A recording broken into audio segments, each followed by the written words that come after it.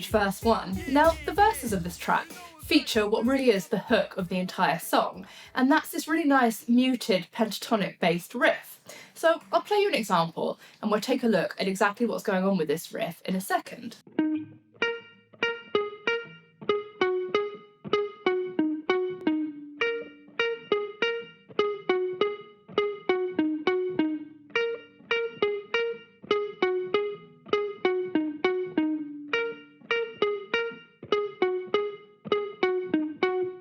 Okay, so let's take a closer look at what's going on with this main verse riff. Now, the first thing to take note of is that it's based around the E flat minor pentatonic scale.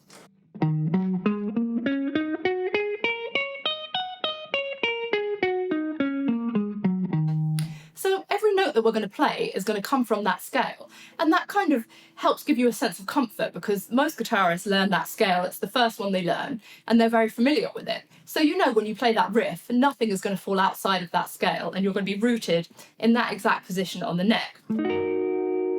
Okay? So the next thing we want to look at is the technique that we're going to be using when we're playing this riff. So when you listen to the track, you'll hear that it's a very tight, muted sound to this part, okay? So it's very staccato, very muted. And to get that effect, we want to use, first of all, palm muting in the right hand. So palm muting is where you take your right hand and you rest it on the strings just in front of the bridge of the guitar, and just gently enough just to mute that note that we're going to play.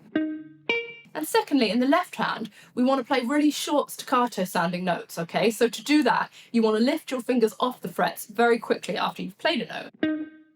So it's very short, very tight sounding.